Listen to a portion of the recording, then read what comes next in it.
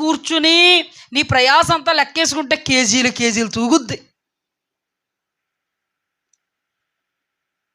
నీ కష్టఫలం దక్కుతుందా? కష్టఫలం పైకి కనబడినా అది ఖచ్చితంగా నీ కడుపులోకి వెళ్ళి నిండుతుందా? ఇవన్నీ ప్రశ్నార్థకంగా మిగిలిపోయాయి. నిజంగా దేవుని మాట ఎవరైతే వింటారో, దేవుని వాక్య సత్యం అండి. ఏదేమైనా నేను దేవుని వాక్యాన్ని మాత్రమే నమ్ముతాను.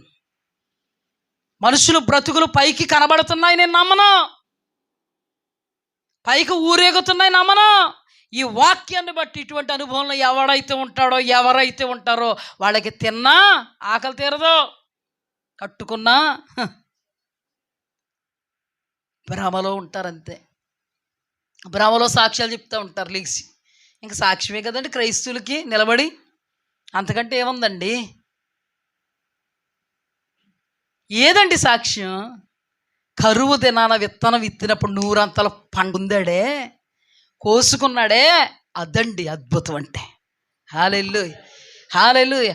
అంతా కరువు ఉండని ఇతర దగ్గర సమృద్ధి ఉంది. అదండి ఆశీర్వాదం అంటే. హల్లెలూయా.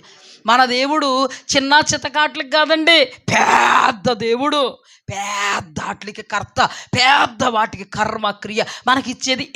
ఇంతకి లెగిసి నిలబడి ఇలా పెట్టుకుని ఏం చేస్తున్నాం మనం చెప్పేది అది కాదు, అద్భుతం. హల్లెలూయా. ఆశ్చర్యకార్యం, మహాశ్చర్యకార్యం, సూచక కార్యం. నీ దేవుడు చేయలేడా? చేయగలడు.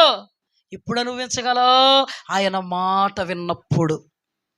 కొంతమందికి నొక్కి ఒక్కడి నుంచి చెప్పిన మాట వినరు, కొంతమందికి బల్లలు బద్దలు కొట్టి చెప్పిన మాట వినరు, కొంతమంది కడుపులు చించుకొని చెప్పిన మాట వినరు, కొంతమంది గొంతు పెగిలేలా చెప్పిన మాట వినరు, కొంతమంది కడుపులో పేగలు కొత్త ఉడుకుపోయినంతగా కదిలిపోతున్నట్టుగా శక్తి అంతా వెచ్చించి చెప్పిన.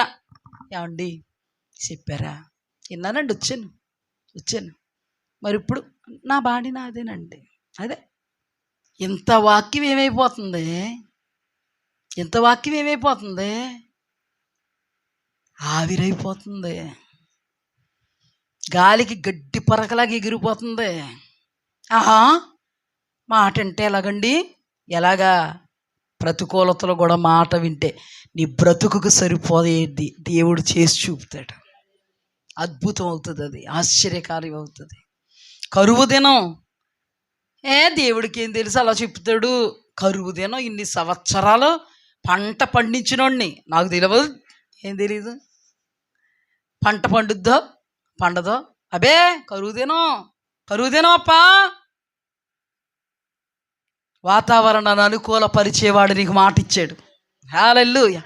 నువ్వు విత్తనం విత్తితే ఫలింపజేసేవాడు నీకు మాట ఇచ్చాడు. హల్లెలూయా.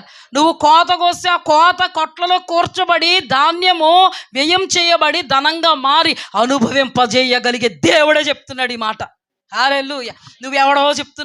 ఎవరో చెప్తున్నారు అనుకుని పక్కన పెడుతున్నావేమో.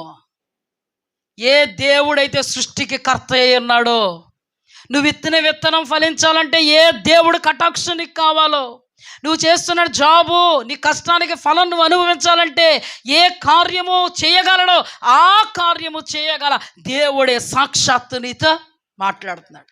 పక్కన పెడతావు ఎందుకు మాట? ప్రక్కన పెట్టకో, నువ్వు పక్కగా అయిపోతావు. దేవుడు కనుసైగల్లో ఉండలేవు, పక్కకు తప్పుకుంటావు. దేవుడు కనుసైగల్లో నుండి, దేవుడు దీవెన నుండి తప్పుకుంటావు, దేవుని ఆశీర్వాదాన్ని నుండి తప్పుకుంటావు, నిన్ను నెమ్మదినిచ్చే దేవదేవుని మహా ఉచితమైన కృప నుండి తప్పుకుంటావు, దీర్ఘాయుష్యు నుండి కూడా తప్పుకుంటావు. జాగ్రత్త సుమ. దేవుడే దేవుడే దేవుడే దేవుడే కర్త కర్మ క్రియ. దేవుడే నోటి మాటలతో చెప్పడం కాదండి, దేవుడే దేవుడే దేవుడే ఆరాధించడం కాదండి, దేవుడే దేవుడే దేవుడే మన బ్రతుకుతో అన్వయించి చూపాలండి. దేవా నీవే నాకు సర్వమని. హల్లెలూయా. దేవునికి స్తుతి కలుగుగాక. మాటలతో నేను నీ కడుపు నింపగలనా? మధ్యాహ్నం 1 గంటకు గంట కొడద్ది. మాట్లాడుతున్నప్పుడు ఆ మాటలతో కడుపు నింపుకో. వదినా వస్తానే, నీకు ఆకలి వస్తుంది, అన్నయ్యకి భోజనం పెట్టాలంటావు కదా. లేదండి, ఆ దేవుడే మనతో మాట్లాడుతున్నాడు. నా మాట విను. సర్పం మాట వింది, హవ్వమ్మ మాట విన్నాడు ఆదాం. కానీ ఇస్సాకు దేవుని మాట మాత్రమే విన్నాడు. ఎక్కడో తెలుసా? ప్రతికూలతలో.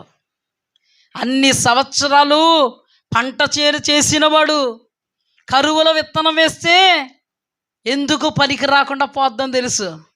దేవుడు చెప్పాడు కాబట్టి దేవుని మాటను పునాదిగా వేసుకుని విత్తనం వేస్తే కరువు దినాన కూడా నూరంతల పంటిచ్చాడు. ఆ మనుష్యుడు గొప్పవాడయ్యాడు. అందుకే దేవుని వాక్యంలో యెహోవా ఇచ్చు ఆశీర్వాదమే ఐశ్వర్యమిచ్చును, నరుల కష్టార్జితము వలన ఎక్కువ కాదు. ఈ రోజున నరులు కష్టపడుతున్నారు, వారి కష్టార్జితం వాళ్ళకి ఎక్కువ అవుతుందా? వాళ్ళ కష్టార్జితం వాళ్ళకి ధనాన్ని, గొప్పను, మెప్పును తెస్తుందా? వాళ్ళ కష్టార్జితం కనీసం వాళ్ళ కడుపు నింపుతుందా? వారి కుటుంబస్తులు కడుపు నింపుతుందా? గడిచిన రాత్రి ప్రభు నాతో మాట్లాడుతున్నారండి ఈ విషయాలన్నీ. కావాలి, ఇది నాకు కావాలి. హల్లెలూయా. ఈ రోజున మనలో ఎంతమంది అండి దేవుని మాట వింటున్నారు, ఎంతమంది అండి దేవుని మాట వినకుండా గాలికి కొట్టుకున్నట్టు ప్రయాసపడుతున్నారు? ఆ ప్రయాస గాలి కొట్టుకున్నట్టే, గాలి కొట్టుకున్నట్టే. నిశ్చయముగా నీ చేతుల కష్టార్జితాన్ని అనుభవించగలుగుతున్నావా? దేవుని మాట విను, దేవునికి ప్రధాన స్థానం ఇవ్వు, దేవుడు ఆజ్ఞాపించిన ఆజ్ఞకు లోబడు. ఈ లోకములో నీకు ఏది కావాలో నీ పరలోకపు తండ్రికి తెలుసు. నిన్ను నడిపిస్తాడు, నిన్ను నిలబెడతాడు. అతడిని దేవుడు నడిపించాడు. అతడు దేవుడు అక్కడ అతన్ని దీవించాడు కాబట్టి ఆయన ఆశీర్వాదం అతనికి ఐశ్వర్యం ఇచ్చింది. హల్లెలూయా. అతని కష్టం వలన కాదు అది ఎక్కువ అవుతా, దేవుని మాట మీద నిలబడి త్యాగపూరితంగా కార్య సిద్ధిని కలుగు చేసే దేవుడు పక్షంగా నిలబడినందుకు జరిగింది కార్యం. ప్రతికూలతలో కార్యసిద్ధిని కలుగు చేయి దేవుని మీద లక్ష్యం ఉంచి దేవుని మీద ఆధారపడితే నీ జీవితంలో జరిగేది మహా అద్భుతమే.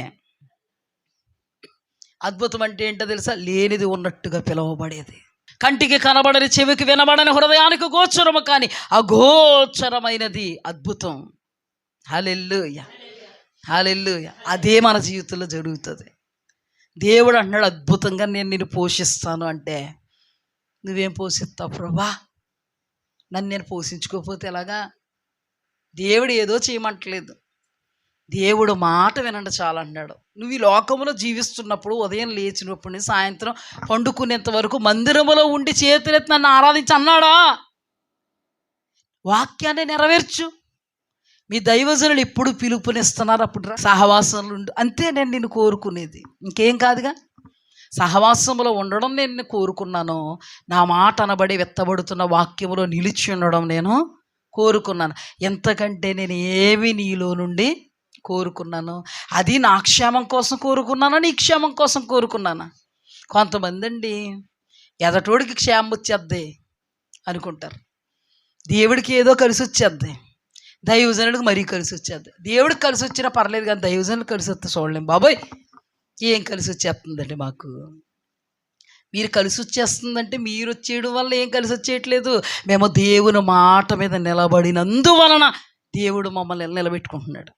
హల్లెలూయా. ఈ విషయంలో నేను ప్రభువును బట్టి అతిశయిస్తాను. హల్లెలూయా. దేవునికి స్తుతి కలుగు. ఈ లోకములో మేము దేవుని చేత మాత్రమే పోషింపబడుతున్నాం.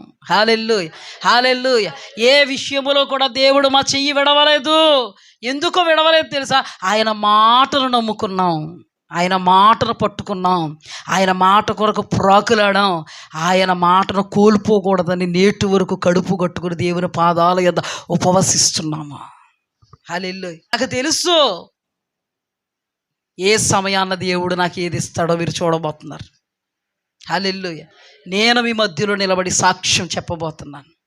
నా జీవితంలో దేవుడు ఏది తక్కువ చెయ్యడు, చేసేలా నేను ప్రవర్తించకుందును గాక. హల్లెలూయా. చూసారా అండి, ఆదాము హవ్వల్లో లేనిది ఇస్సాకులో చూడగలుగుతున్నాం. అబ్రహాము మొదట అలా ఉన్నాడు, కానీ సెట్ రైట్ అయ్యాడు కాబట్టి అదే దేవుడు అబ్రహాము గురించి ఏమన్నాడు? నీ తండ్రి నా మాట విన్నాడు. హల్లెలూయా. ఒక రోజున మనం అలా లేమేమో, ఇప్పుడు మనం అలా ఉందాం. అబ్రహాముకి అవకాశం ఇచ్చిన దేవుడు నీకు అవకాశం ఇస్తున్నాడు, నాకు అవకాశం ఇస్తున్నాడు.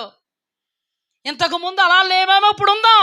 ఇంతకుముందు అబ్రహాం అలా లేడన్న దేవుడు ఇప్పుడు అబ్రహాము నా మాట విన్నాడు, ఇస్సాకా అన్నాడు. అంత మంచివాడు మన దేవుడు. అవకాశాలు అనుగ్రహించే దేవుడు. కాదనకు, దేవుడిచ్చిన అవకాశాన్ని కాలదన్నుకోకు, దేవుడిచ్చినటువంటి భాగ్యాన్ని. దేవునికి స్తుతి కలుగాలి.